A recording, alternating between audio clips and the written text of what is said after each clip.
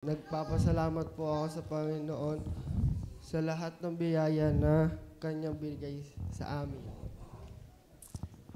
Ako po ay isang dating pasaway na bata.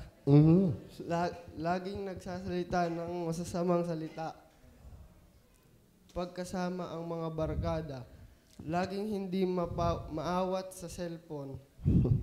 Maumaga, mahapon, hindi pa rin natigil sa kaka-cellphone.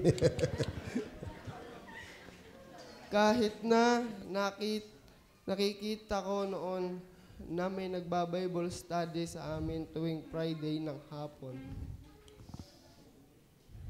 Wala po akong pakialam at hindi din po ako nakakatulong sa gawaing bahay.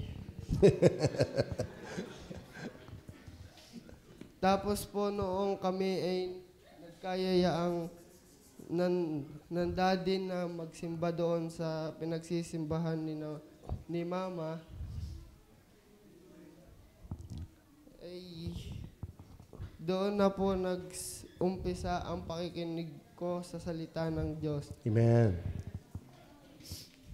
Hanggang Friday na po uli, andyan na uli sina Ate Ellie. Utay-utay po akong nakikinig. Amen. Sa Bible study. Praise the Lord. Hanggang sa biyaya ng Panginoon na ako ay nakaunawa na mali nga po talaga ang sumamba sa mga Diyos-Diyosan at ang tanging tagapagligtas natin ay si Jesus. Amen.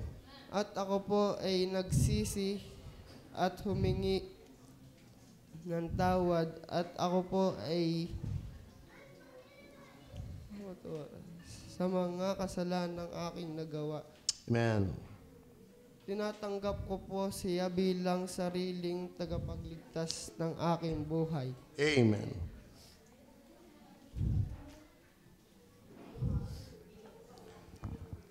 Salamat po sa walang sawang pagbo-Bible study tuwing Friday.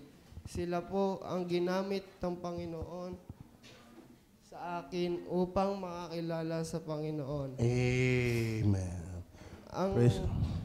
Nawa po ang kalooban ng Panginoon ang masunod.